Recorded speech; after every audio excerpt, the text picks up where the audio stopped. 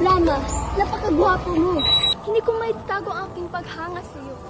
Gusto kitang maging asawa. Hindi maaari. Ang aking pagmamahal ay para kay Sita lamang. Rama, sino yan siya? Bakit siya dito?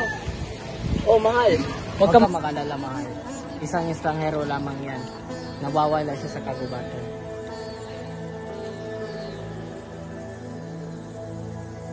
Kung hindi ka mapako sa akin, sisiguraduhin kong mawawala si Sita.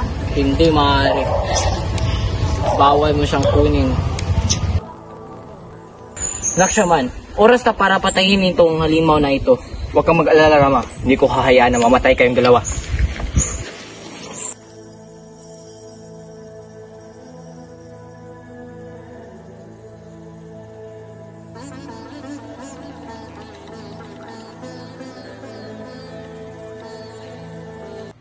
Ravana, tulungan mo ko. Anong nangyari sa'yo? Bihagin mo si Sita para maging asawa mo. Umalis ka na dito. Ako na bahala nito. Tawagin mo lang si Marisa. Sa gubat, namuhay ng tahimik sina Rama at Sita. Isang umaga, habang namimitas ng bulaklak, napansin ni Sita isang gintong isa.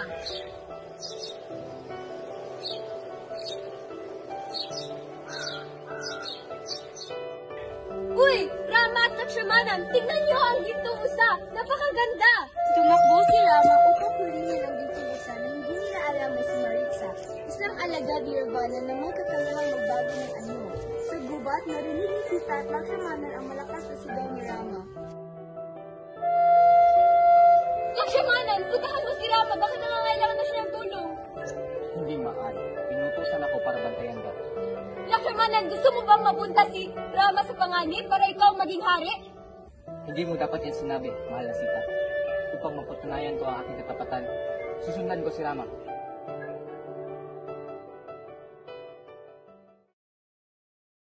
Sa pagkakataon na iyon, dumating si Ravana sa anyo ng isang matandang hari. Mahal na ginang, maaari ba ako makahingi ng tubig? Kasi ako'y uhaw na at pagod na pagod na. Oo, sandali lang. Sa kanyang kabutihan, nagbigay si Sita ng tubig. Ngunit nagbago ang boses ni Ravana at lumitaw ang kanyang tunay na anyo bilang higante. Huwag kang maglakas loob na lapitan ako!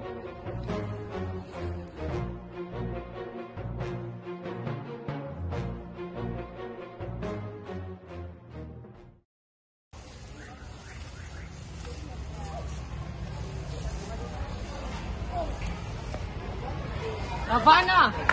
Asan ka na ba? Harapin mo ako! Hindi mo ako mapapatay, Rama.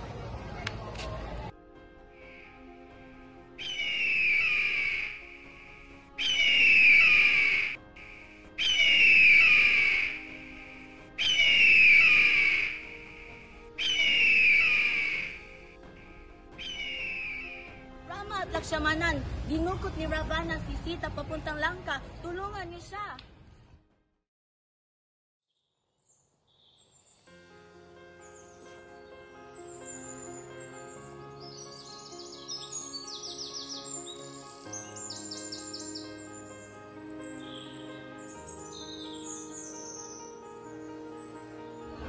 Maaari mo ba kami tulungan?